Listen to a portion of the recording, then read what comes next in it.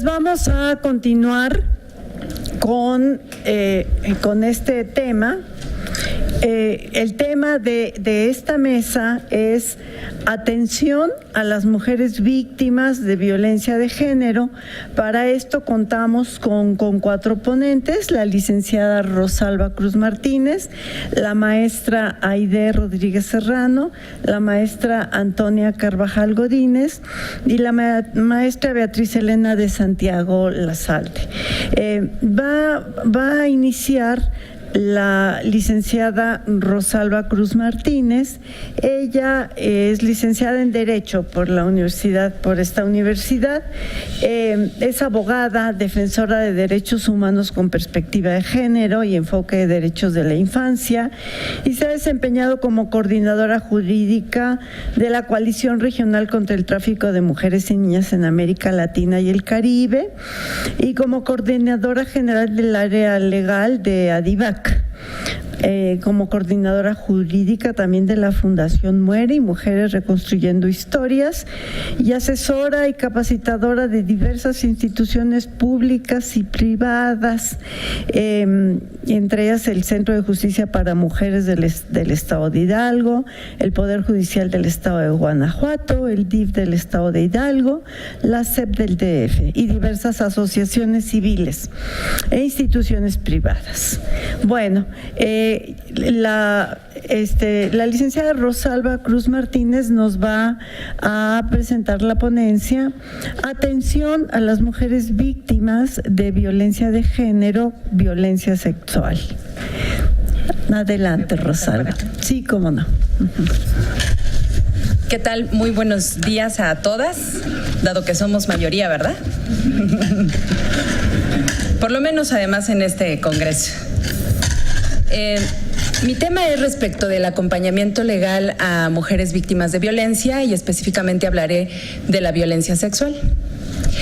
La igualdad formal entre hombres y mujeres, sostenida en diversos instrumentos internacionales y nacionales, son resultado, como sabemos, de diversos movimientos universales y locales. Por ejemplo, el derecho que ejercemos en México a votar y a ser votadas, pues viene desde 1884 y 1887 sus primeras manifestaciones y luchas. Sin embargo, fue hasta 1953 que se logró materializar. Pero actualmente, según la encuesta nacional sobre discriminación en México de 2010, 3 de cada 10 mujeres pide permiso o avisa a sus parejas por quién va a votar. Esta lucha de quienes nos precedieron nos ha permitido contar con instrumentos jurídicos de especial relevancia y de aplicación universal, como lo es la Convención sobre la Eliminación de todas las formas de discriminación contra la mujer, aprobada en 1979 por la Asamblea General de la ONU y ratificada por México en 1981. Por su parte, en América, pues tenemos la Convención Interamericana para Prevenir, Sancionar y Erradicar la Violencia contra la Mujer, Convención Belén do Pará, suscrita en México para el año 1994 y ratificada en 1998. Ya ven que México somos de ratificar todo lo que hay, ¿verdad? Nos encanta eso de ratificar, a la hora de aplicar es otra historia. En nuestro país, la atención de la condición de las mujeres en los programas gubernamentales se da a partir de mediados de los 70 y con mayor fuerza en los 80. Y por primera vez y de manera oficial se plantea la necesidad de la participación de las mujeres dentro de los ámbitos de la vida social entre los objetivos prioritarios del Plan Nacional de Desarrollo en 1989. Ya aparecemos en el Plan Nacional de Desarrollo. Luego de muchos esfuerzos se logra en 2007 la Ley de Acceso a las Mujeres a una vida libre de violencia, que pues también ya se comentó con mis antecesoras en el panel. Y actualmente todos los estados del país tienen una ley específica en la materia. Además de la creación de los institutos de las mujeres, también se disponen de los centros de justicia para las mujeres, operando actualmente en 19 entidades federativas, en donde se brindan servicios de atención psicológica, jurídica, médica, albergues temporales, ludoteca con expertas y expertos en temas de desarrollo infantil y talleres de empoderamiento social, económico para las mujeres, para salir del círculo de la violencia. Ahora bien, dentro de la línea de creación de instrumentos jurídicos, en el año 2013, la Suprema Corte de Justicia de la Nación publica el protocolo de atención para juzgar con perspectiva de género, mismo que se fundamenta en las medidas de reparación ordenadas por la Corte Interamericana de Derechos Humanos en los casos que también ya revisamos más o menos hace un rato, de Campo Algodonero, Inés Fernández Ortega y Valentina Rosendo Cantú, que hacen énfasis en la obligación del control de convencionalidad para quienes imparten justicia en nuestro país, es decir, es obligación el control de convencionalidad, ¿no? Recuento general de instituciones, que yo sé que es un poco de flojera, ¿no? Hablar de todos los instrumentos con los que contamos, nos es imprescindible para evidenciar el gran compendio de fundamentos legales que exigen y justifican la aplicación de la perspectiva de género en la intervención de todos los casos de violencia contra las mujeres, del enfoque respecto de sus derechos humanos que debe prevalecer y de la especialización que ello conlleva. Es decir, no es que un juez, una jueza tenga la buena voluntad de aplicar la perspectiva de género, es su obligación. Entrando en materia respecto a la atención a la violencia sexual, es preciso enfatizar que el 17 de abril de 1989 se crea la primera agencia especializada en delitos sexuales en la Ciudad de México, hecho que se ha ido reproduciendo a nivel nacional, por lo que solo en la Ciudad de México han pasado ya 27 años. ¿Pero qué ha pasado desde entonces aquí y en el resto del país? Según el Diagnóstico Nacional de Violencia Sexual elaborado por la Comisión Ejecutiva de Atención a Víctimas en el año 2015, en México se cometen al menos 600,000 delitos sexuales cada año. Es decir, cada día hay más de 1,640 denuncias. Estamos hablando solo de las denuncias, ¿eh? Repito, 1,640 denuncias de delitos por violencia sexual, en la que 9 de cada 10 víctimas, adivinen qué son, ¿hombres o mujeres? Mujeres. Y la mitad de delitos sexuales son perpetrados en el hogar de la víctima, en donde se supone que debería de ser el lugar seguro, ¿no? El 60% de las veces se cometen por parte de familiares o personas conocidas. Hombres en casi todos los casos. Esto es, existe un vínculo entre la víctima y el agresor, lo cual trae consecuencias psicológicas específicas en la víctima que impactan en la labor judicial, como la ambivalencia emocional, ¿no? Este amor-odio. ¿Sí? Yo te quiero, eres una persona importante para mi vida, no me gusta lo que haces, no está bien lo que hiciste. Iris Rocío Santillán, en su libro Violación y Culpa, muestra algunas cifras respecto del delito de violación. Del 100% de los casos denunciados ante la instancia del Ministerio Público, solo el 24.1% de estos llegan a un proceso penal, es decir, llegan ante un juez.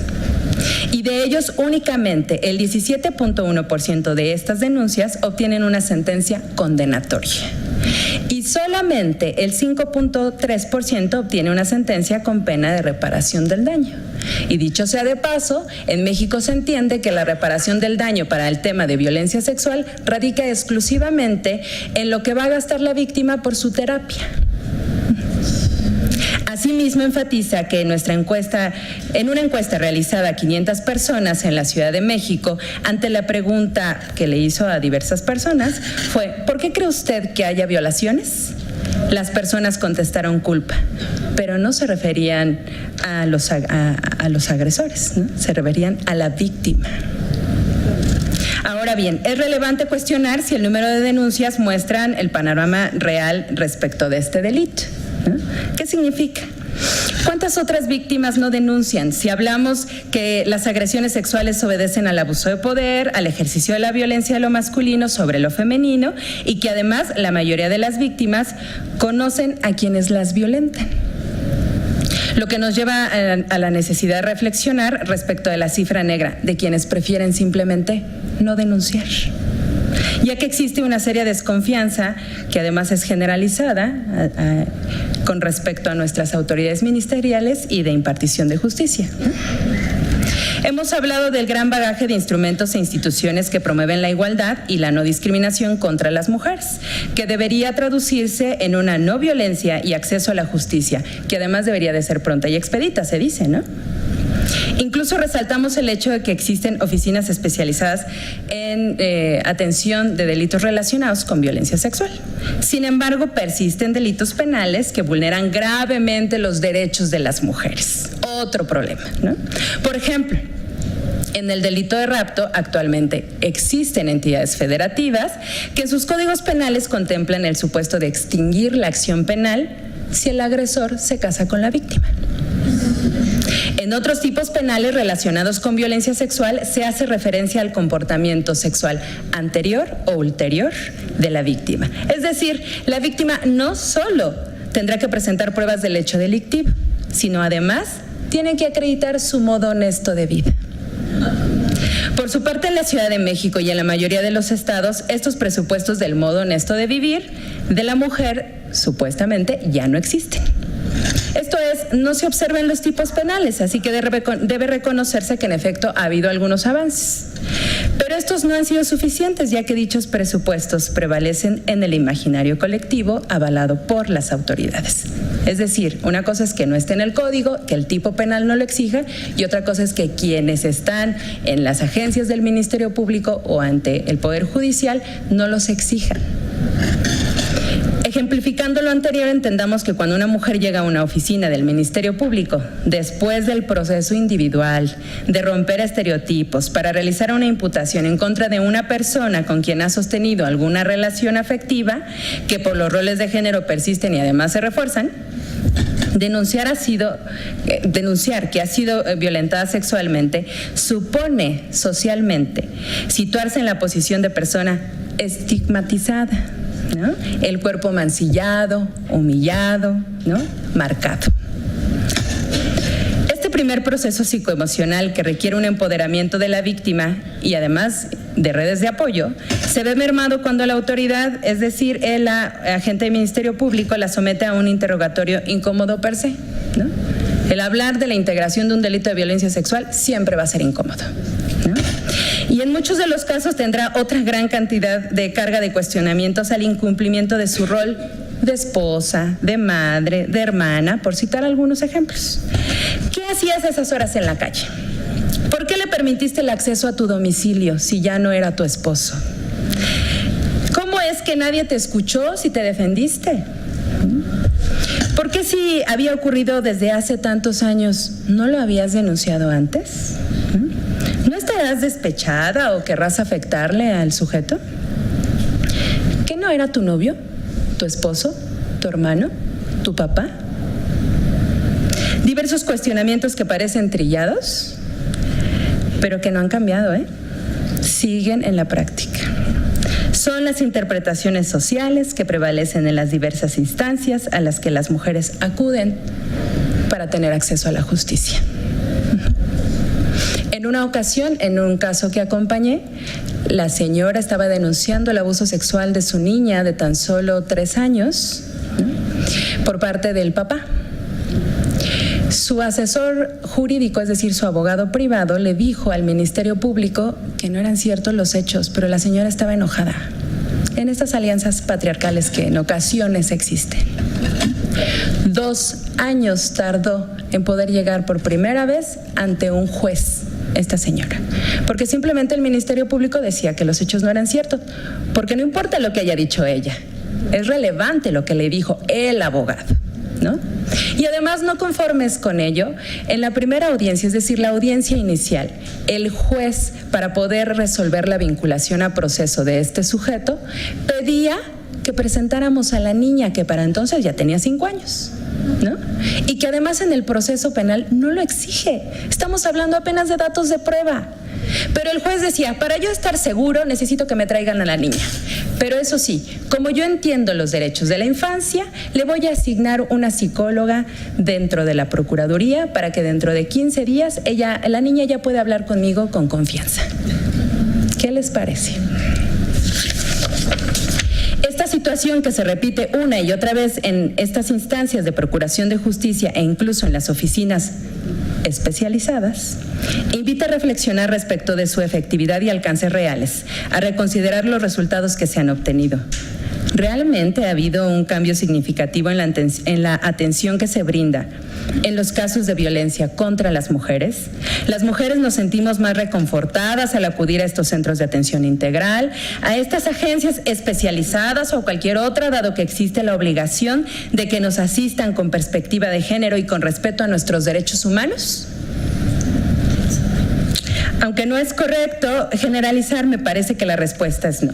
La transformación de la atención jurídica no solo puede centrarse en la creación de instituciones confiando ingenuamente en que los documentos obligatorios permearán en la visión que permite entender el campo primario por el que se subordina lo femenino frente a lo masculino. La realidad es que estamos muy lejos de la atención integral y especializada con enfoque de derechos humanos y perspectiva de género.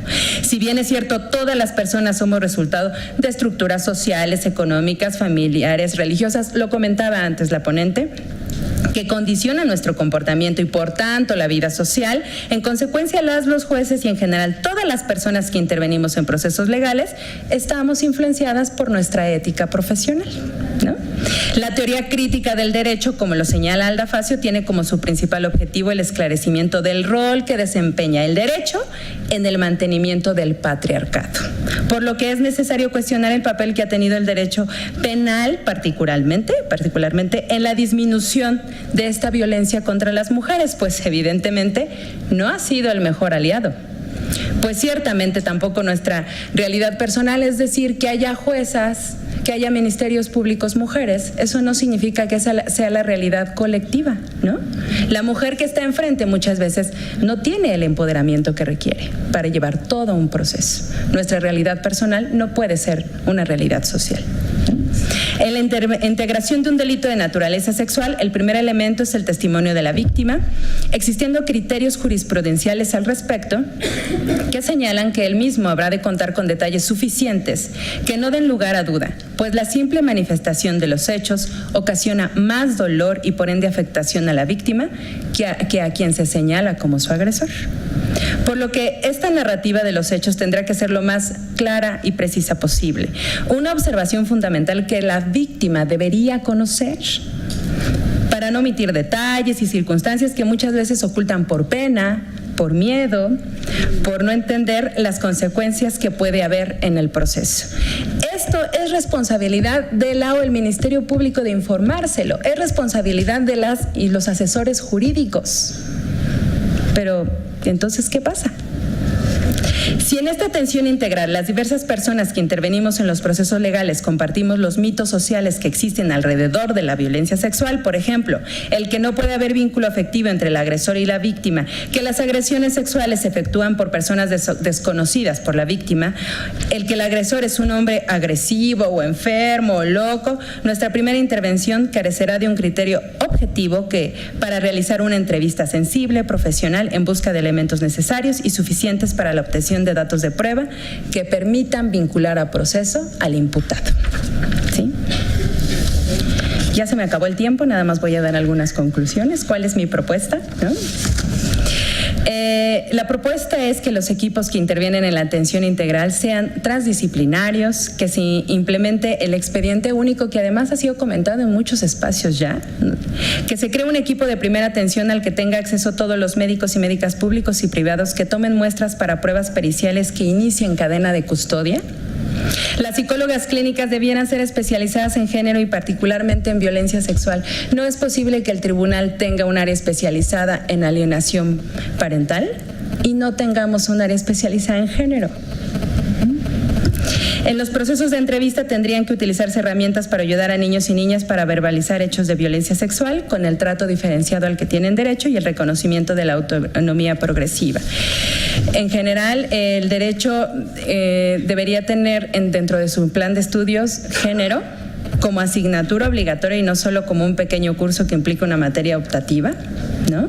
El derecho está obligado a ser un verdadero aliado en el que su aplicación exista el buen trato desde la credibilidad de las víctimas y no desde los mitos sociales respecto del perfil de víctimas y agresores desde los roles de género.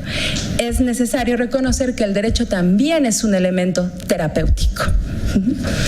intervenir en un proceso penal representa un gran desafío de la profesionalización que se requiere y de la que tanto carecen nuestras instituciones de procuración e impartición de justicia.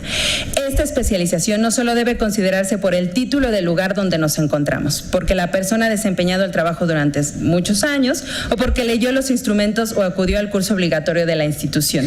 Requiere, necesita, exige algo más que eso, una especialización como experiencia de vida que transforme nuestras conciencias y no solo nuestros discursos, y que además necesariamente, obligatoriamente incluya a todas las personas que intervenimos en los procesos legales. Gracias.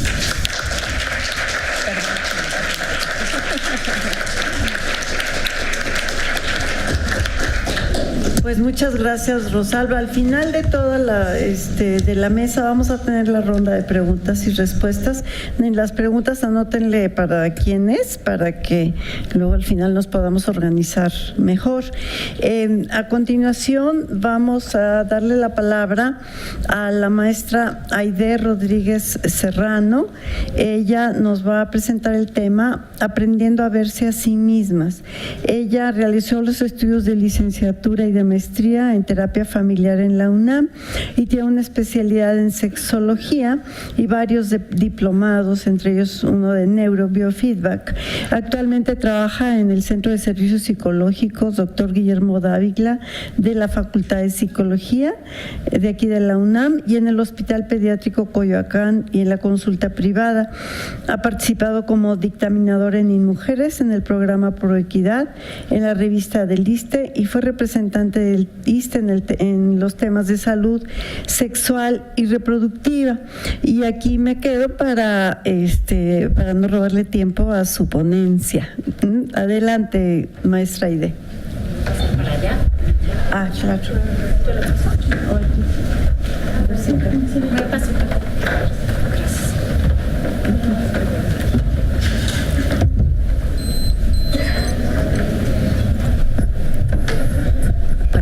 Muchas gracias a todos por su asistencia y a todas. Muchas gracias al Instituto de Investigaciones Jurídicas por la invitación y a la doctora Noemí Díaz Marroquín. Bueno, yo les voy a presentar un caso clínico sobre una mujer que acudió al Centro de Servicios Psicológicos a pedir el servicio psicológico. Voy a mover esta, ¿verdad? A ver si no. ¿Es este? Sí. Ok. El abordaje que yo hago en el centro y en general es desde la perspectiva de la terapia familiar feminista. ¿Y por qué desde esta perspectiva? Bueno, creo que durante el trayecto de la mañana hemos escuchado la importancia de la perspectiva de género, independientemente del área en la que nos encontremos laborando. La atención psicológica debe ser acorde a las necesidades de las mujeres, tomando en cuenta que tiene derecho a vivir una vida libre de violencia, respetando su propio proceso terapéutico, reconociendo y validando sus derechos humanos. Esto es fundamental, muchas veces no se hace, como lo escuchamos, ¿no?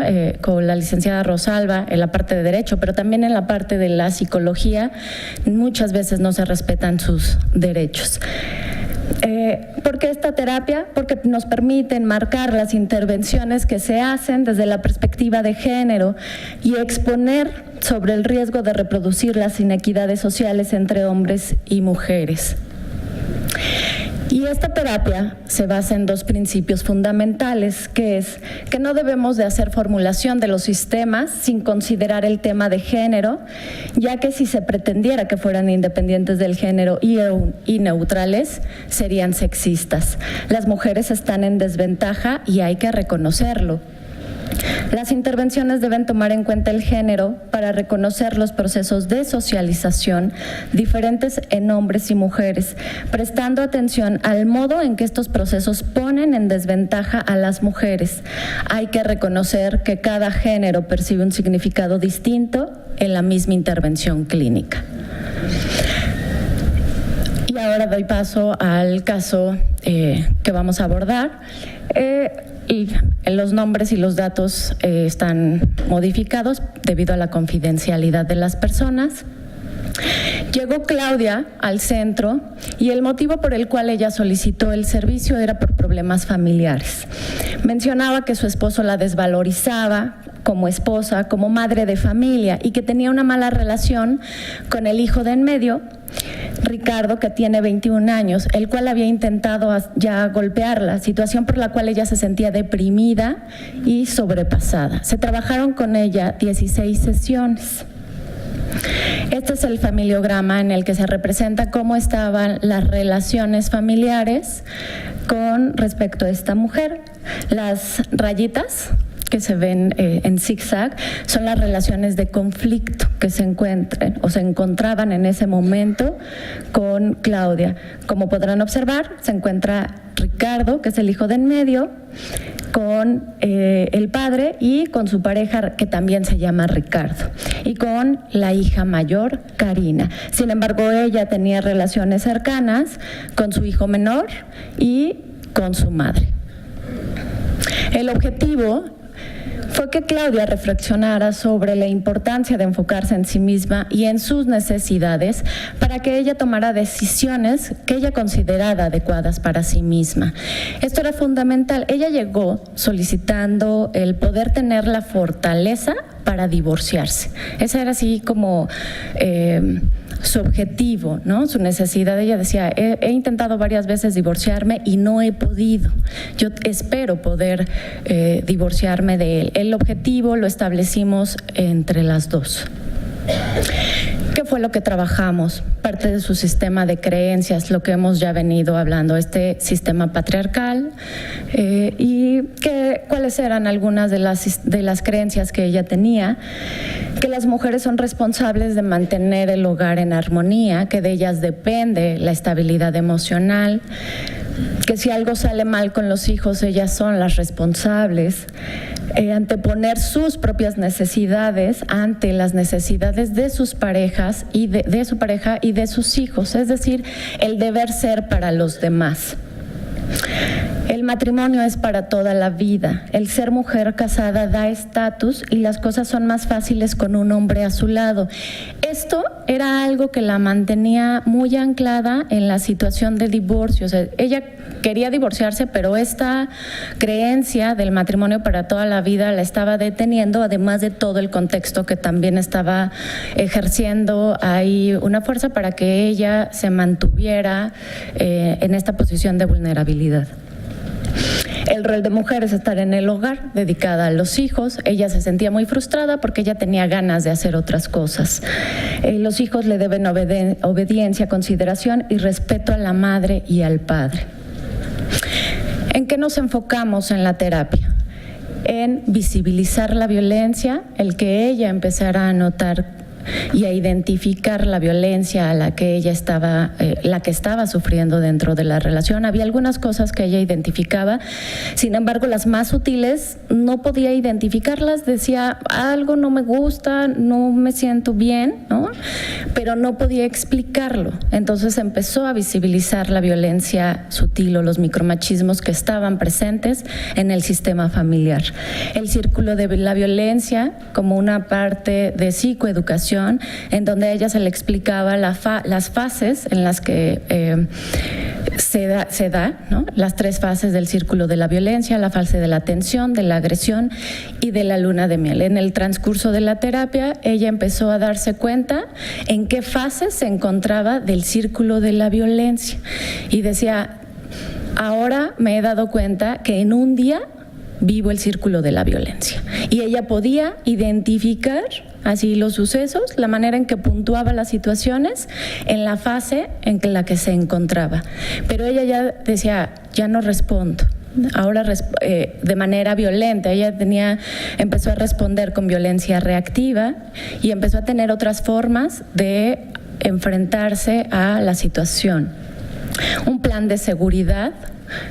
También lo hablamos, sobre todo por esta cuestión con el hijo, en donde el hijo ya estaba con esta situación de golpearla, y entonces ahí tuvimos que establecer esta situación, este plan de seguridad de qué hacer, a quiénes acudir en un momento en donde su hijo volviera a violentarla, en donde él tuviera esta intención de golpearla, y ella estaba ahí en una situación de riesgo, porque además ella tenía un problema de salud, de circulación, en donde tenía un problema también para movilidad. Entonces tuvimos que hablar sobre este plan de seguridad para ella con respecto al hijo, porque el marido hizo una alianza con el hijo y entonces a través del hijo la seguía violentando.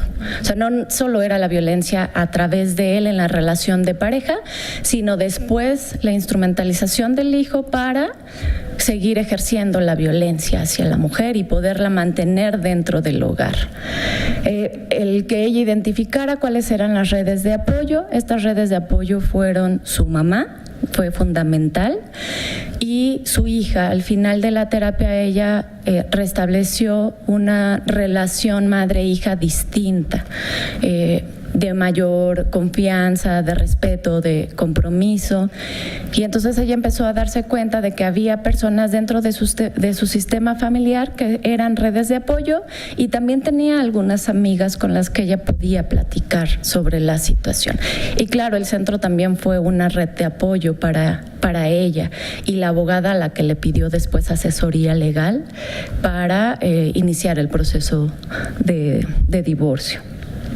Entonces, bueno, trabajamos esta parte de la deconstrucción de creencias. El validarla como persona fue algo que le ayudó mucho, ¿no? Empezó ella a decir, sí es cierto, ¿no? Empezó a identificar cuáles eran sus fortalezas y sus recursos, a darse cuenta que había tomado muchas decisiones que eran asertivas, que eran adecuadas tanto para ellas como para su familia.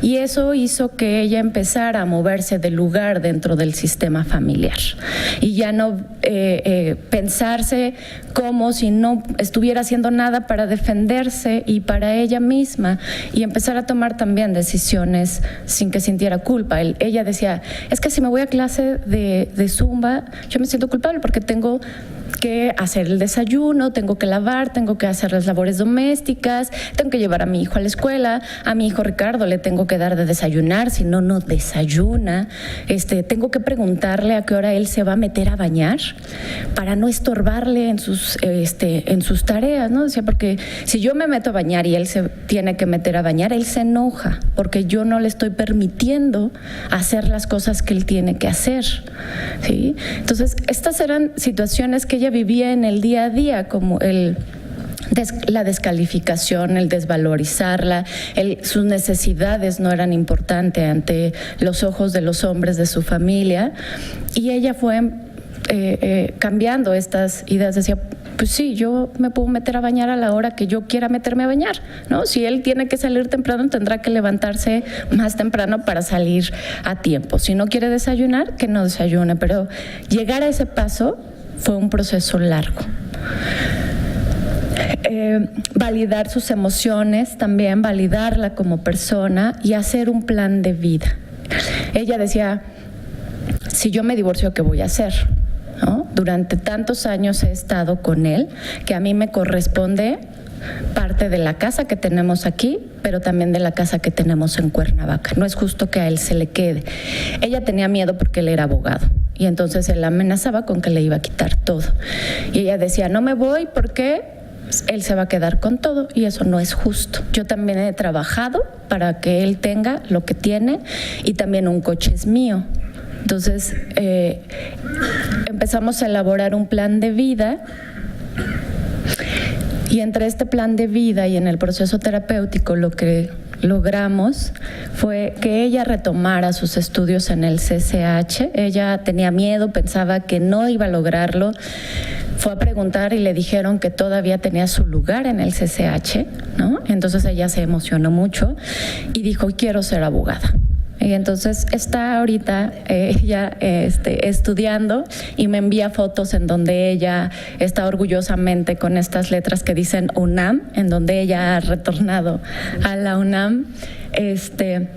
Bueno, identificó sus redes de apoyo, sus fortalezas, comenzó a poner límites con su familia, empezó a delegar responsabilidades, retomó la convivencia con su familia de origen, toma decisiones sin sentir culpa, inició su tratamiento y lo continuó. Esto es algo que ella tampoco se permitía. Y bueno, dentro de las conclusiones y de lo que yo he visto en mi trabajo con mujeres que sufren violencia o que son sobrevivientes de violencia, en la terapia hay que trabajar para que las mujeres tengan conciencia de la importancia de defender su autonomía, de enfocarse en sí misma, en sus necesidades, en empoderarlas. Es de suma relevancia tener una mirada de género en los modelos de atención para no perpetuar la violencia y que el empoderamiento de las mujeres pueda desarrollarse, tomando en cuenta y respetando en todo momento los derechos humanos de las mujeres para no revictimizarlas en el proceso terapéutico. Como terapeutas debemos cuestionarnos, esto es fundamental, cómo nos encontramos posicionadas y posicionados ante los mandatos sociales, el poder y la violencia de género. Tener en cuenta que las mujeres sobrevivientes de violencia de género se encuentran atrapadas y que el proceso de cada una de ellas es distinto, por lo que hay que respetar sus tiempos. No presionar para generar los cambios que como terapeutas esperamos. Y esto tiene relación con lo que preguntaban hace rato, ¿no? De por qué se mantienen ahí, y la doctora dijo, es una respuesta más amplia. Esta es una pequeñita parte del por qué se mantienen ahí. Y hay que respetar las decisiones que ellas toman y no las necesidades que como terapeutas tenemos para pensando que esa es la solución para ellas, que los dejen, que se divorcien, que los denuncien. Es cuál es la necesidad que ella tiene y cuáles son esas decisiones que ella necesita tomar en ese momento, respetando precisamente sus propios recursos y sus fortalezas. Se tiene que considerar que nunca regresan de la misma forma después de un proceso ya sea legal o terapéutico. El empoderamiento es indispensable y en cada mujer es distinto. Lo que necesitan para poder hacerlo es muy diferente en cada mujer. No podemos generalizar y no es lo mismo en todas las mujeres. Cada una y cada caso es distinto y eso tenemos que tomarlo también en cuenta. En palabras de esta autora, de esta terapeuta, María Cristina Rabazzola, deberíamos de formularnos esta pregunta: ¿por qué en relación a la violencia hacemos como que esta no existe y no vemos que no vemos? Desde mi punto de vista particularmente creo que es una pregunta que nos tenemos que realizar todas las personas independientemente del ámbito en el que nos encontremos. Gracias. Muchas gracias.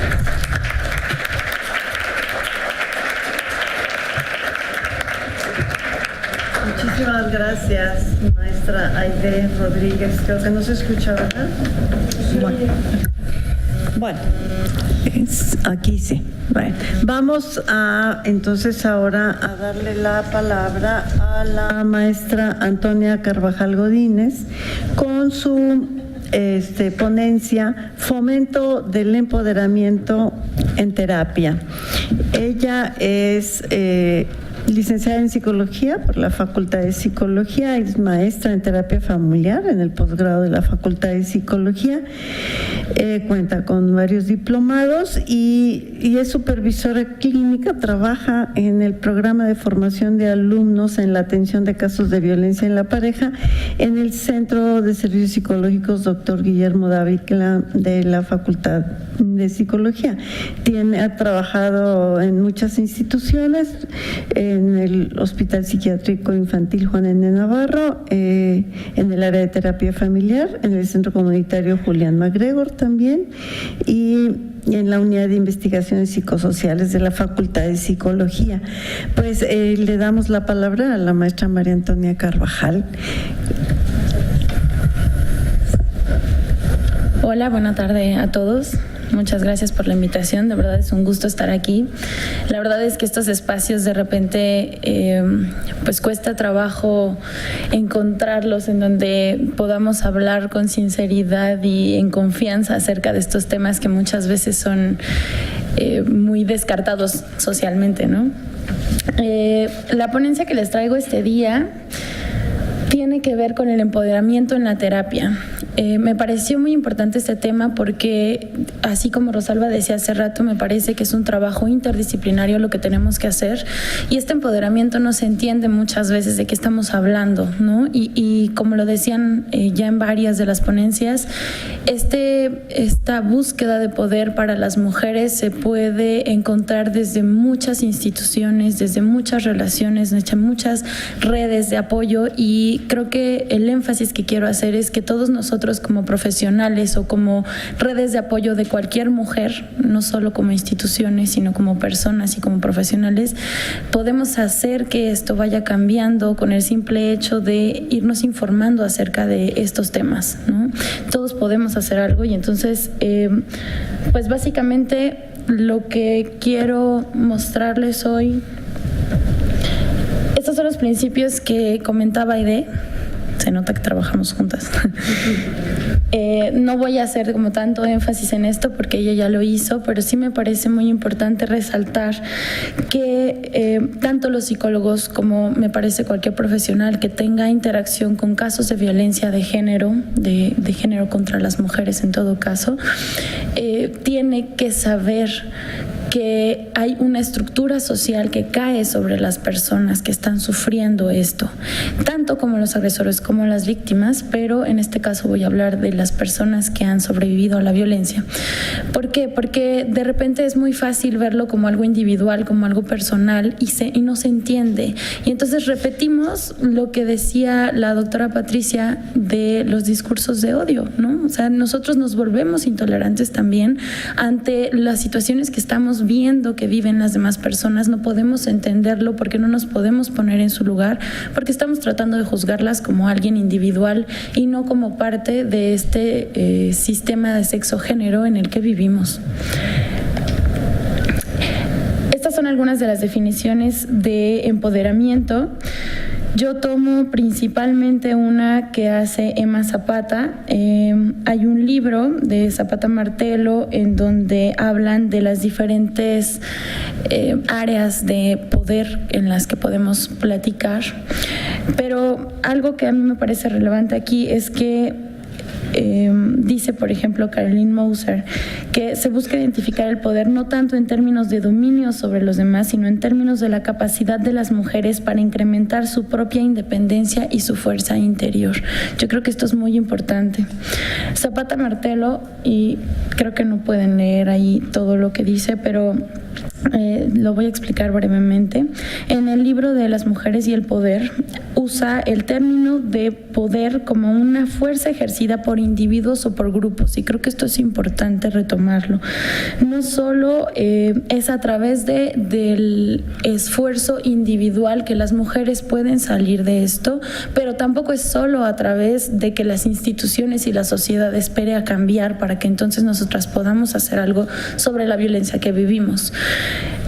Ellos hacen, son varias autoras, ellas hacen esta división de 4 áreas en donde hablan del poder sobre, que es el poder que vivimos muy frecuentemente, que trata de disminuir a la otra persona, que trata de manejar a las personas para poder conseguir lo que quien está ejerciendo el poder desea obtener.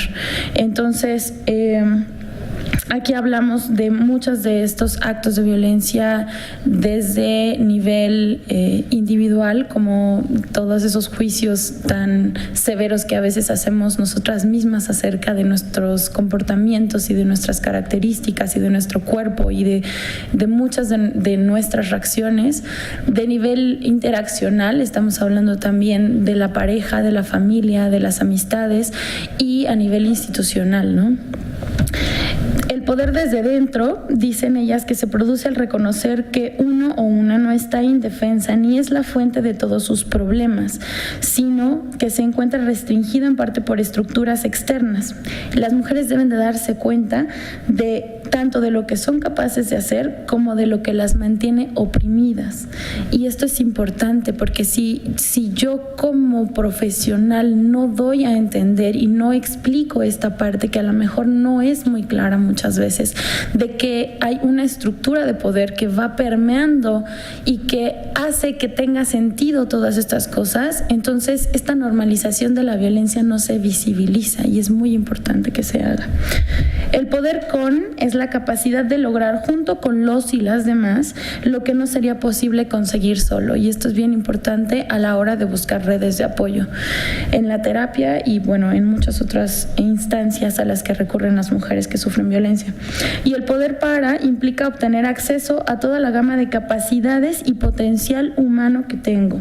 Es creativo y habilita conforme las mujeres se reconstruyen a reinventar. El poder para realizar cosas nuevas y el orgullo por lo que son capaces de hacer se traduce en una experiencia liberadora para estas mujeres. Yo creo que todos, esperaría que todos aquí sepamos lo que se siente darte cuenta de que eres capaz de hacer algo que te costaba mucho trabajo, y es justo ese sentimiento el que va haciendo como la semilla con cosas muy pequeñitas para que después ellas se puedan sentir capaces de manejar sus relaciones de una manera diferente. Les traigo un caso aquí.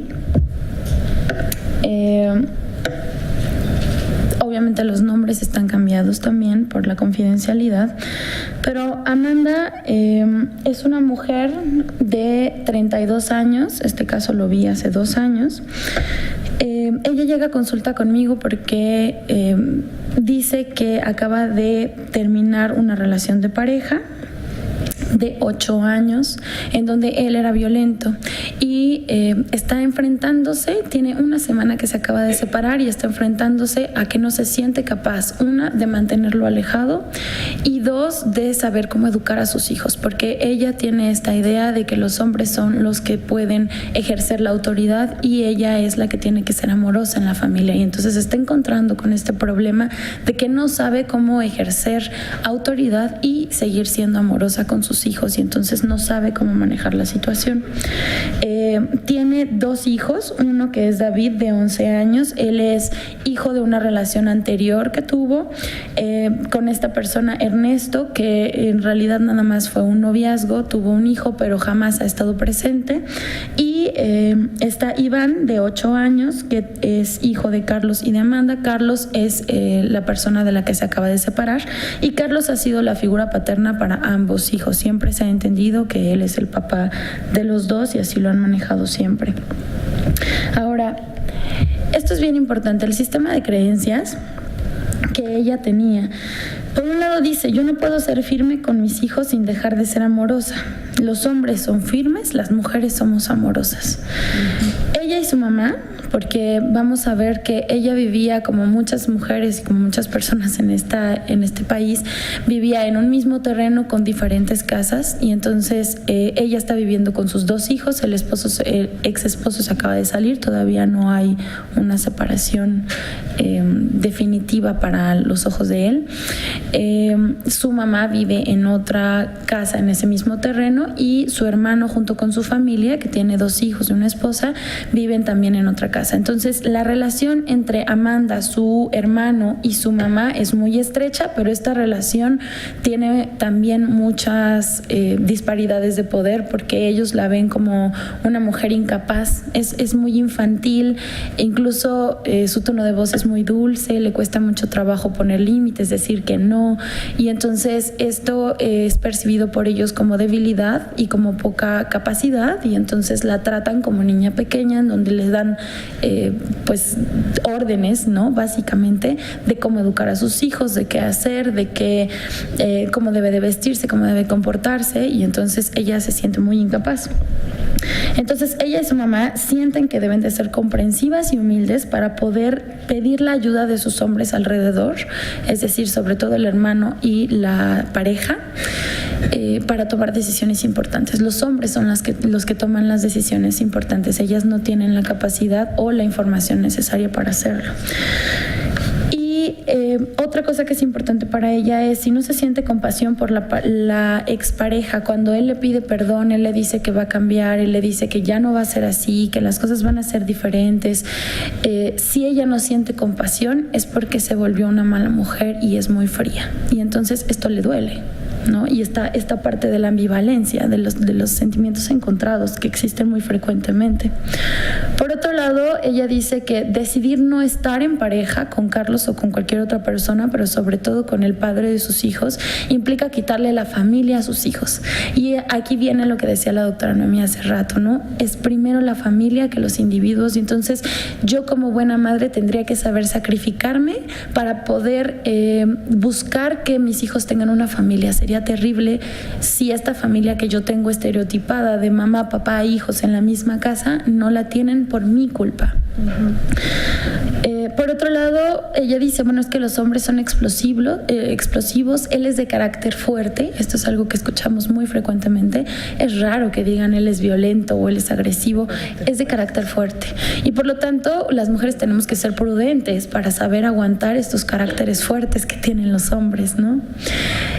Poner límites a la familia, y a la familia me refiero tanto a la pareja o expareja en este caso, a los hijos y a la familia de origen, implica ser mala, y por lo tanto implica que yo tengo que aceptar que me condicionen su apoyo. Yo sé que no debo de poner límites cuando lo hago y después quiero pedir un favor o necesito ayuda con algo, voy a tener que aguantarme que ellos me pongan condiciones.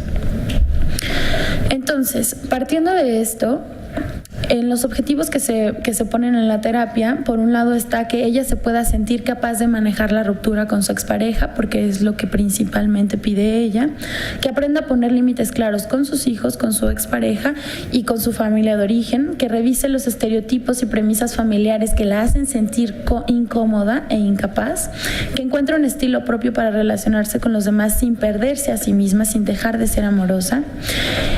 Y bueno, en la terapia sistémica, que es la que yo manejo, hablamos de las hipótesis que guían nuestro proceso terapéutico. Estas son ideas o premisas que se van construyendo junto con los consultantes y tomando en cuenta nuestra formación y la información que está poniéndose en las sesiones para poder guiar lo que vamos a ir haciendo en las intervenciones. Entonces, estas son algunas de las que tenemos. Por un lado, queremos ayudar a Amanda a empoderarse. Pensamos que, porque esto fue con terapia, que un paso esencial es que ella pueda afrontar la realidad de una manera más eficaz y que la deje sintiendo en control de las cosas. Que los estereotipos de género están jugando aquí un rol muy importante porque ella no se siente capaz y le causa culpa actuar de una manera distinta que rompe con estos roles tradicionales de mujer. Cuando Amanda empiece a sentirse más cómoda, entonces va a empezar a sentirse también más segura de tomar decisiones y de mantenerlas. El entorno también, cuando vea que hay más seguridad en ella, va a empezar a cambiar y a tratarla de manera diferente. Y el hecho de que haya vivido mucho tiempo esta violencia, es importante que se visibilice para que entonces ella pueda entender por qué se siente tan incómoda con estas cosas. Esto es muy parecido también a lo que decía Aide hace rato, no me voy a detener. La idea aquí en la terapia muchas veces es que es un trabajo de desmenuzar muchas de las ideas que hay y de contextualizarlas, ¿no? O sea, por un lado separarlas, irlas separando para que vayan haciendo sentido, y por otro lado entender por qué estas ideas están ahí, de dónde las saqué, que no soy la única que está viviendo eso ayuda mucho a que se quite la culpa. Y por otro lado, a que también hay redes de apoyo. ¿Qué redes de apoyo están ahí disponibles? Incluida la terapia, por supuesto. Los logros terapéuticos yo se los puse aquí también en estas 4 partes, pensando en que me gustaría hacer énfasis en los tipos de empoderamiento o de poderes a los que podemos acceder las mujeres. Por un lado, en el poder se visibilizan muchas de las premisas sociales acerca de los estereotipos y los roles tradicionales de género, y se analiza la violencia por la parte de la expareja para entender que él está tratando de controlar, porque algo que cuesta mucho trabajo entender es si creo que me quiere y entonces no me hace sentido que me haga daño, porque están pensando que ejercer violencia es para dañar, y esto no es cierto. La violencia se ejerce para poder controlar, y el daño que se hace es un daño colateral para las personas. En el lado del poder desde dentro se revisan las conductas, las creencias y las emociones, cómo reacciona al contexto de violencia en el que se encuentra inmersa, se normaliza el malestar sentido tomando en cuenta las situaciones vividas y se visibilizan las herramientas personales con las que cuenta para hacer frente a estas situaciones. En el poder con se buscan y se fortalecen redes de apoyo, como su madre y su hermano, se le buscan alternativas junto con ella para que estas redes de apoyo funcionen cuando realmente necesitan funcionar y dejen de estar activas cuando ella no lo necesita, para que no la traten como niña. Y en el poder para se visibilizan y se resaltan las capacidades y el potencial que tiene ella misma para crear alternativas, para modificar sus relaciones y encontrar acuerdos que a ella la hagan sentir capaz y con el derecho de reconstruir y reinventar sus experiencias presentes, pasadas y futuras.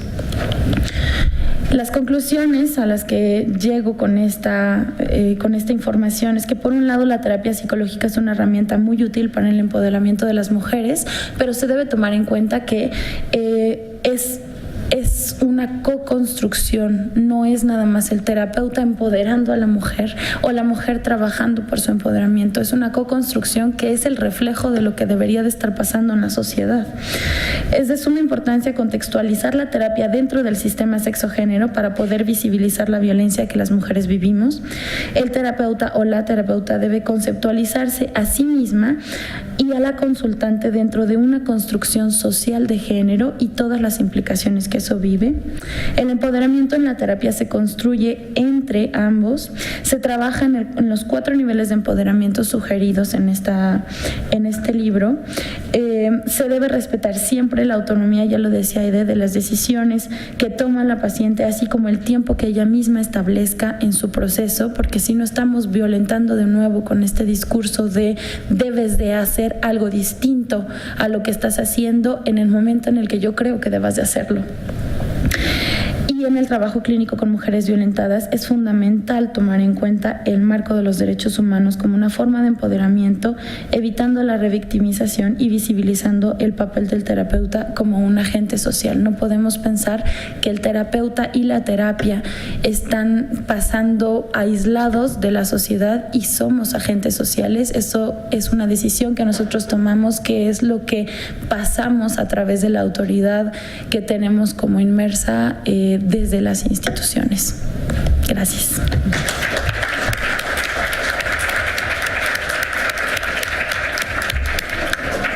Muchísimas gracias, María Antonia. Para terminar este tema, el tema de la atención a las mujeres víctimas de violencia de género, nos va a hablar ahora la maestra Beatriz Elena de Santiago Lazalde. Su ponencia es Psicoterapia con enfoque de género como herramienta restaurativa. Ella es licenciada en Psicología por la Universidad La Salle de La Laguna y es maestra en Prevención del Delito, miembro afiliado a varias asociaciones de psicología y de psicología criminológica, de psicología jurídica y forense, y es psicoterapeuta particular y evaluadora clínica de niños y adultos. Es perito también particular, no sé si se diga perita. Ustedes díganme. ¿Sí? Ok. Entonces, entonces corrijo, perita. No, ya me perdí. Bueno, es perita particular en materia de psicología en el Juzgado de lo Familiar y Penal, docente a nivel posgrado y licenciatura. Ya vemos que su área son sobre todo la psicología y la criminalística. Entonces, pues, Rosalba, adelante, por favor. Digo, Beatriz Elena, adelante, por favor. Buenas tardes a todas y a algunos.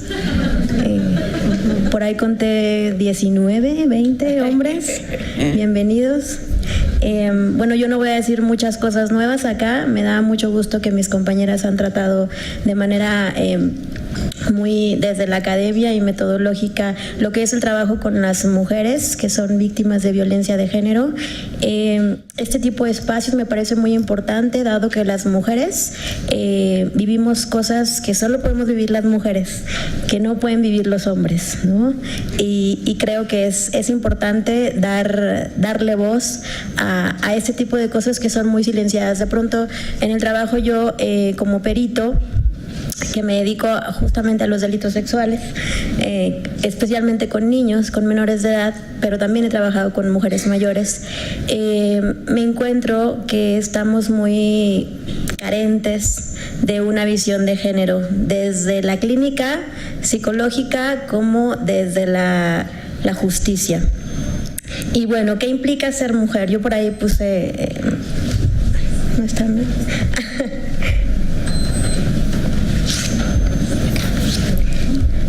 ¿Qué implica ser mujer? Desde que antes de nacer, creo, la sociedad ya nos ha impuesto qué es lo que se espera de nosotros, ¿no? ¿Qué tenemos asignado en relación con nuestro género? ¿Qué va a estar aceptado y qué no va a estar aceptado? ¿Qué no va a estar permitido para ti como mujer? Y esto va desde el color rosa, ¿no?, hasta el matrimonio y la maternidad como fin último, ¿no?, como propósito de vida de las mujeres. Y creo yo que una de las razones por las que hay cosas que solo nos pasan a las mujeres es justamente acá, ¿no? El ser mujer y el tener el matrimonio o la maternidad como destino de autorrealización social final solo nos pasa a nosotras, no les puede pasar a los hombres. En algún foro me preguntaban a mí, ¿se puede ser psicólogo, psicoterapeuta con atendiendo a mujeres que sufren violencia de género, pero siendo varón? Y yo les decía, sí. Sin embargo, te ponen una gran desventaja, porque por mucho que te formes en cuestiones de género, te informes y te formes, porque son dos cosas diferentes, ¿no? Yo me puedo informar leyendo sobre feminismo, me puedo informar leyendo muchas teorías sobre intervenciones psicológicas, pero me puedo formar a través solamente de la práctica y especialmente de la práctica personal. Nosotros como terapeutas mujeres incluso, tenemos que reflexionar acerca de todas las cosas que hemos introyectado por el hecho de ser mujer, ¿no? Tenemos que reflexionar primero nosotras para encontrar cómo es que estas construcciones tienen que ser derribadas antes de poder ofrecer una mano, tender una mano a otra mujer que ha sufrido violencia de género. Tenemos que reflexionar para encontrar de qué manera nosotros hemos sido atacadas, rasgadas o aplastadas por una violencia que genera el sistema patriarcal. Valga además decir que la maternidad, especialmente en nosotras, como mujeres mexicanas, como sociedad mexicana, está idealizada, está sacralizada, ¿no? Ser madre es ser santa, ¿no? En algún momento escuché a un varón cercano decir, mi santa madre, ¿no?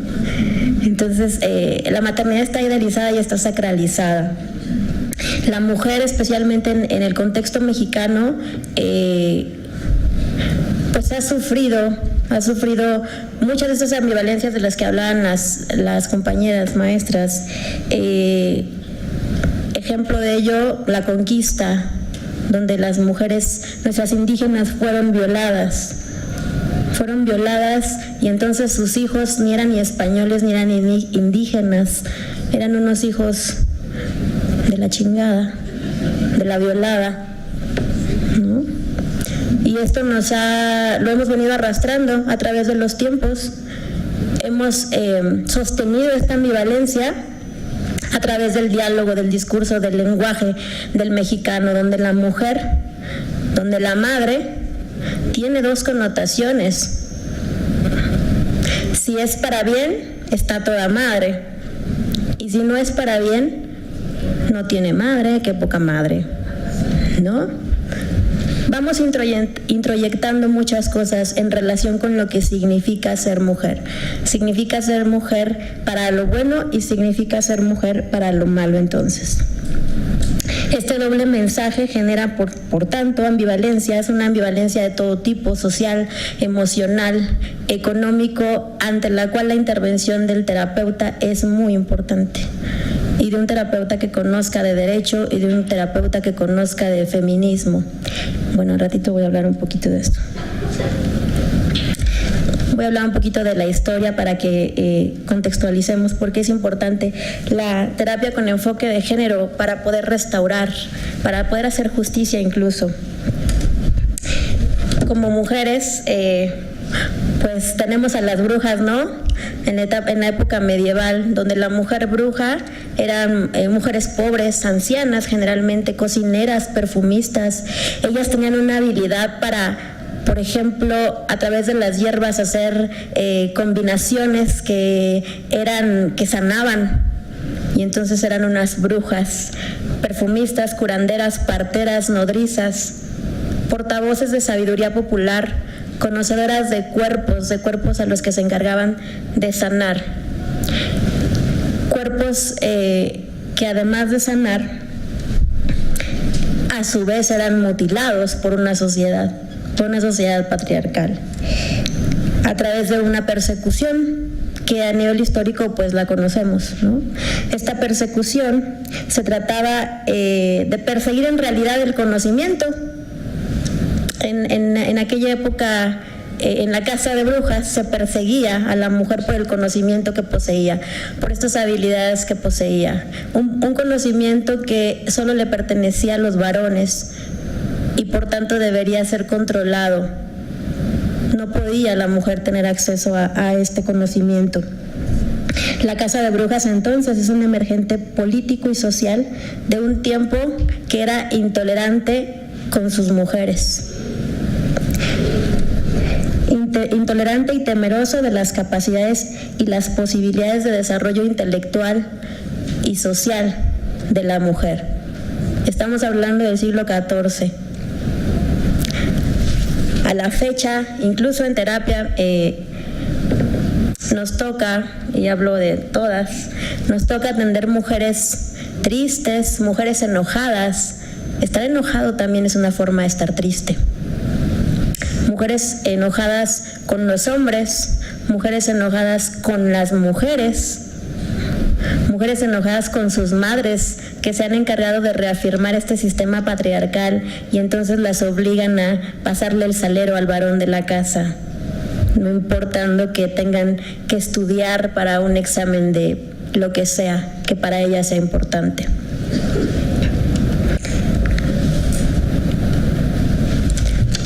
Después se fueron las brujas, nos las quemaron y llegaron las histéricas, ¿no? Siempre vamos arrastrando una etiqueta. Llegan las histéricas. Las histéricas entonces fueron jóvenes en su mayoría, principalmente burguesas. Ellas denunciaban a través del síntoma su malestar. Todas estas quejas, ¿no? Toda esta sintomatología que implicaba el enclaustramiento social del que ellas eran sujetos. Y entonces se les decía las endemoniadas, ¿no? Las incontrolables. Y tenemos, la psicología tiene referencia histórica de esto, hay estudios, la psiquiatría empieza a poner su foco de atención, sus ojos sobre la mujer, los estudios sobre la histeria, ¿no? Y entonces las mujeres eran merecedoras de un encierro en manicomios. Este malestar derivaba de un sistema patriarcal opresor. Se hacía visible a través de una sintomatología y entonces el remedio era encerrarlas en un manicomio. Desde ahí entonces les empieza a interesar al campo de la salud mental lo que es la mujer. Se van las histéricas y llegan las deprimidas. Diría Liliana Felipe, las histéricas somos lo máximo, ¿no? En una canción muy, muy famosa. Llegan las deprimidas y entonces, de todas las edades, ellas ni son ancianas, ni son en su mayoría jóvenes, aquí las tenemos de todas las edades y sectores socioeconómicos. Pueden ser amas de casa, pueden ser profesionistas o no serlo, personas menos instruidas, mujeres menos instruidas, pueden ser trabajadoras, madres o sin hijos, en pareja o solteras, sujetas a estadios depresivos que constituían en nuestro tiempo, que constituyen en nuestro tiempo una expresión, la expresión más frecuente y recurrente de una denuncia. A través de la tristeza crónica, la mujer expresa su denuncia, denuncia un malestar femenino.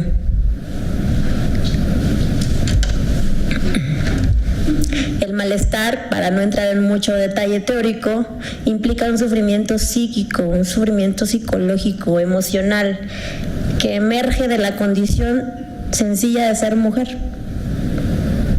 Por ser mujer me pasan tales cosas. Por ahí en la mesa anterior decía, ¿no? Cuando le preguntan, ¿y qué va a hacer tu hija? ¿Qué quieres que sea tu hija? Que no sea mujer, porque si no va a sufrir mucho, ¿no? Incluso yo debo reconocer que yo vengo de Torreón, Coahuila, por ahí si me escuchan el acento y la carne asada en el acento, ya sé hambre, ¿no? De pronto yo tengo incluso que reconocer tristemente cómo es que dentro de una familia con una abuela paterna, 15 hijos, solo 2 de esos 15 hijos que tuvo mi abuela son mujeres. Y entonces, ahora que soy una mujer adulta y que he estudiado esto, entiendo todo lo que han venido padeciendo mis tías, que además de estar creciendo o que fueron criadas en un sistema patriarcal, fueron criadas en una familia ultra patriarcal, ¿no? Y de pronto reconocer que en esa familia, dentro del discurso implícito, estaba ojalá que no tengas mujeres, porque las mujeres sufrimos mucho. Y entonces, solo de los 182 nietos que somos, si nos reproducimos mucho, solo 56 somos mujeres. De 182, solo 56 somos mujeres. Viniendo de una familia de varones, entonces entiendo desde dentro, y por eso hablo de la reflexión personal, para poder atrevernos a hacer terapia con enfoque de género. Entiendo por qué es importante reconocer qué es lo que me lleva a mí hasta donde estoy y qué es lo que me puede impedir llegar hasta donde quiero llegar. Identificar mi malestar, identificar los malestares sutiles que he venido experimentando por la simple condición de ser mujer. La mujer entonces necesita comprender y transformar esta queja en una acción para un cambio, y este cambio se da a través de la psicoterapia, de una psicoterapia con enfoque de género, de una psicoterapia que le permita a la mujer empoderarse, como decían mis compañeras, que le permita a la mujer además darse cuenta, ¿no? La psicoterapia es un proceso que implica justo esto, darme cuenta de qué es lo que está pasando. Y entonces, en la medida que yo me doy cuenta, en la medida que yo me doy cuenta, puedo ser en un mundo patriarcal. ¿Por qué es importante una visión de género en psicoterapia? Porque vivimos en una sociedad sexista donde ser mujer tiene un costo en la salud mental. Porque ser mujer es una paradoja. una paradoja que genera una distorsión cognitiva. Ahorita mis compañeras hablaban de un sistema de creencias generado por el patriarcado. Una distorsión cognitiva sugiere errores en la forma que tenemos de procesar la información.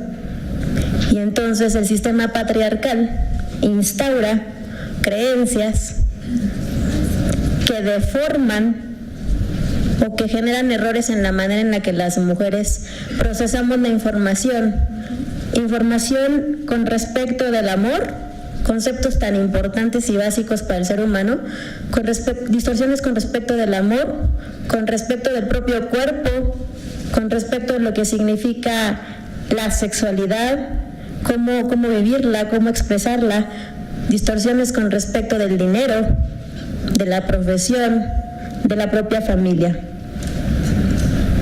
Las mujeres entonces que viven violencia de género ven lesionadas muchas cosas, entre ellas su autoestima, su falta de poder, su autonomía. La psicología o la psicoterapia con perspectiva de género trata de entender de manera humanizada y no sexista, además de eficiente, el poder que tenemos que darle a las mujeres. Y bueno, aquí hay diferentes características que debería cumplir una terapia de género: replantear que los problemas de las mujeres son causados en gran parte por factores externos, como lo son las fuerzas sociales, culturales y políticas. Cuenta con principios éticos que la sustentan y rechazan todo tipo de estereotipo que sitúan a la mujer en una posición de desventaja social con respecto de los hombres, y fomenta el análisis de los roles de género tradicionales y opresivos en las relaciones íntimas y o en el matrimonio. Además de fomentar además de promover la autonomía emocional y económica en la mujer y dar prioridad a las propias necesidades, además de alentar el establecimiento y la persecución de metas y objetivos personales, de lo cual hablaban mis compañeras aquí dando énfasis a lo que es la toma de decisiones y el empoderamiento. Mi conclusión es que nosotros, como profesionales en la salud mental, tenemos la responsabilidad de conocer del feminismo. El feminismo cura.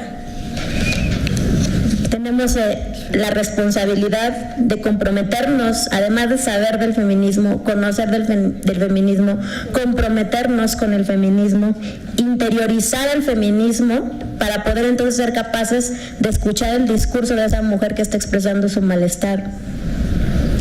Una mujer cuya problemática deviene de los mandatos de género.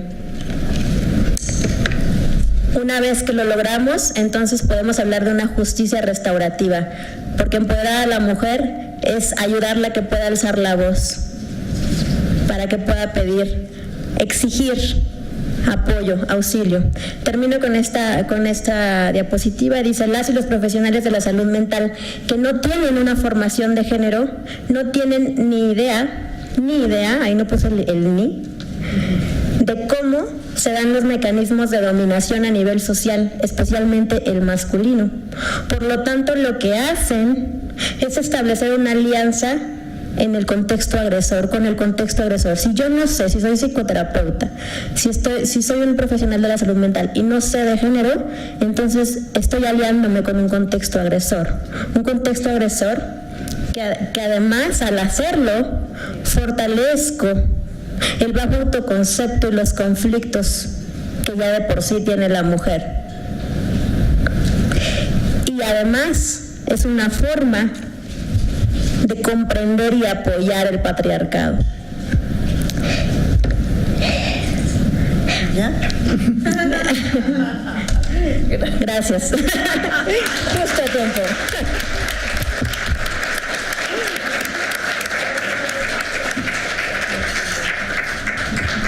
Bueno, yo me quedo con una frase que se me da ahorita, hasta este momento, la frase del día: el feminismo cura. Sí. Eso es, es muy bonito, muy esperanzador, por eso estamos aquí. Oigan, pues son muchísimas preguntas. Vamos solamente a darles algunas, y las demás, ustedes pusieron aquí su correo para dárselos a los ponentes. Pero para Rosalba Cruz, ¿cuál sería la estructura de una reparación del daño integral en casos de violencia sexual? Y gracias y felicidades, te dicen. Pero ¿cuál sería la estructura de reparación? Bueno, la Corte Interamericana ha hablado de diversas situaciones para hablar de una reparación integral. Tiene que ver incluso con cuidadoras, cuidadores, con el hecho de que la mamá, la hermana ha dejado de trabajar para entonces iniciar todo el proceso. Tiene que ver con el hecho incluso de las garantías de no repetición, cuál fue el contexto. En realidad, hablar de la reparación del daño es un ámbito súper amplio que también, como hace rato comentaban, respecto de ciertas temáticas que también nos tendría que llevar un seminario completo para poderlo explicar. La Corte Interamericana más o menos lo ha podido abordar, es sumamente amplio, ¿no? Bueno, le voy a dar una a cada una para que cuando menos tengamos, y las demás pues las abordan con los ponentes y con su correo. Para alguna de las maestras en psicoterapia, pienso que sería para María Antonia, ¿cuál sería el proceso de empoderamiento para una mujer indígena y analfabeta? Claro. Sí. ¿No se escucha? Ya. Qué bonita pregunta. Yo creo que no me puedo explayar mucho, pero yo creo que dentro de la terapia algo muy importante, como lo mencionaba, era contextualizar. Y dentro de ese contexto, ya de por sí las mujeres estamos en un grupo vulnerable.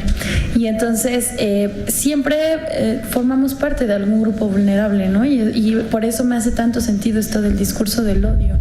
Porque la cosa es que todos formamos parte de alguno de estos grupos de alguna manera, y entonces esto es algo que se tiene que trabajar en la terapia, contextualizarlo para poder entender qué fortalezas tiene formar parte de ese grupo que se ve socialmente vulnerable y qué debilidades tiene desde cómo se me ve desde afuera, para que entonces esto que se ve como una debilidad se pueda volver un poder para mí, un poder dentro de mi comunidad, por ejemplo, porque tenemos muchas de estas situaciones en donde ya los grupos indígenas empiezan a no querer enseñar su lengua, por ejemplo, a no querer reproducir sus costumbres, a no querer vestirse de las maneras tradicionales, y mucho tiene que ver con esto, con que no se ve toda la riqueza y todo el aporte que hace el hecho de pertenecer a estas comunidades. Entonces, yo creo que una de las partes bien importantes en la terapia, no solo con indígenas, pero sobre todo en situaciones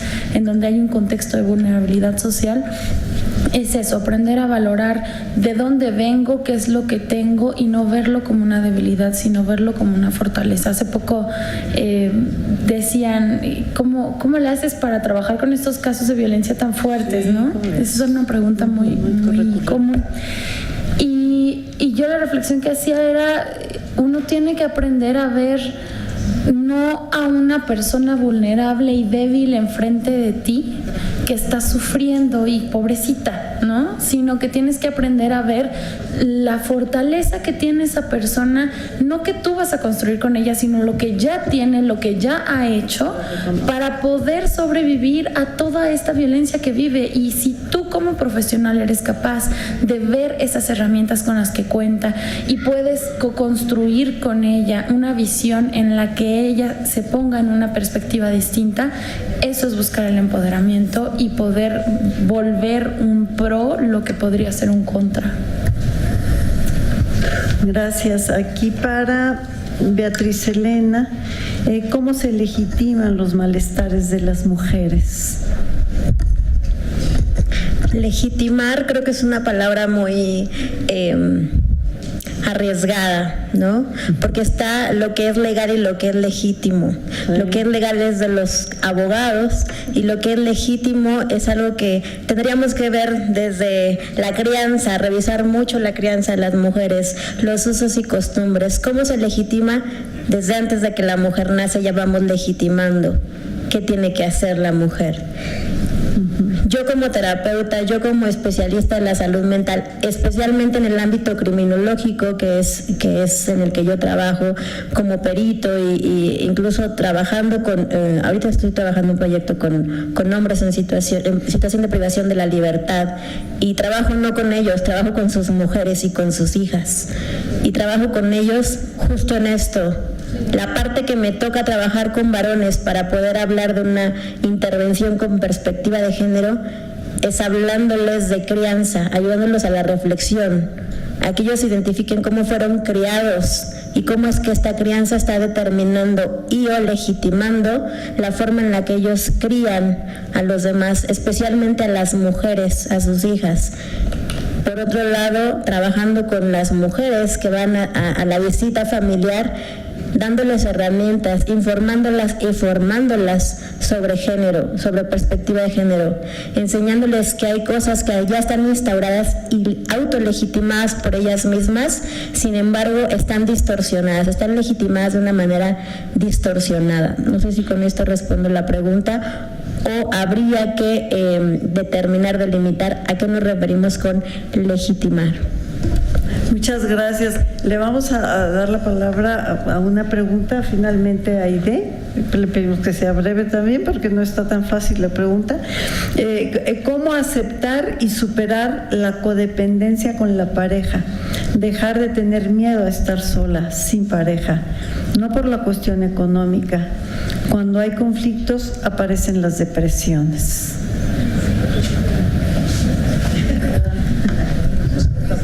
Pues no está fácil.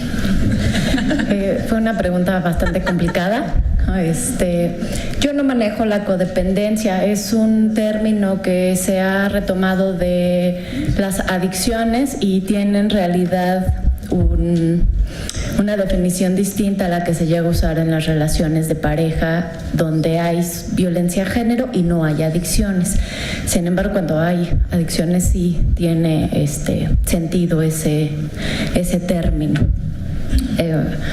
¿Cómo hacerle? Híjole, depende de los recursos y las fortalezas que tienen las mujeres. Y yo aquí hablaría de estas necesidades que nosotros tenemos. Si nosotros pensamos que la necesidad de la mujer es dejar a la pareja, o más bien es estar dentro de la relación desde un lugar distinto, en donde ella pueda tomar decisiones, en donde ella pueda tener cierto poder, que lo tenga visible, porque hace rato la doctora Noemí decía cómo se va moviendo el poder dentro de una relación de pareja, y entonces es también ubicarlo en ese sentido, en cómo está el poder en la relación y qué poder tiene ella dentro de la relación. Si la cuestión es una dependencia económica y ella quiere independizarse económicamente, entonces es guiarla hacia ese punto. Y si ella quiere continuar en la relación, es ayudarla a estar de una manera diferente dentro de la relación, haciendo valerse como persona, el que ella misma se empiece a ver a sí misma, el que ella empiece a externar qué es lo que quiere en la relación y cómo quiere que se construya esa relación. Dependencia emocional creo que en todas las relaciones existen. La diferencia es cuando ya estamos, como se dice coloquialmente, 2 rayitas arriba, y en donde esto se vuelve violento y en donde algo fundamental tiene que ver con este mito del amor romántico, que eso pues nos tendremos que extender un poco más y no tenemos tiempo. Espero haya respondido o generado más dudas. Bueno, el objetivo de todas estas mesas y todas estas reflexiones son generar dudas y reflexiones y abrir más cuestionamientos a decir verdades. No tenemos las verdades, ni las ponentes, ni nadie. Solamente compartimos nuestras dudas, solamente con ustedes, esperando que ustedes tengan las propias y nos las compartan.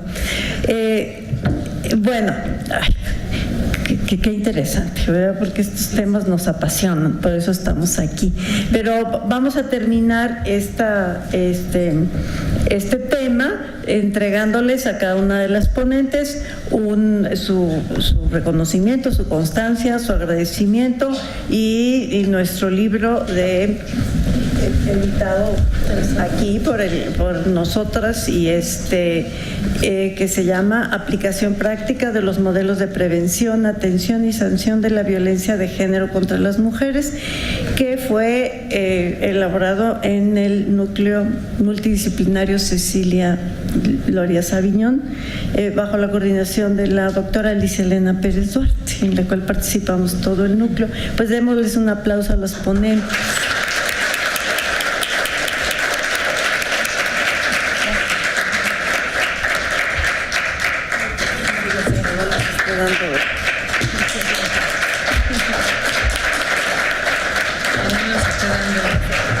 Equivocados.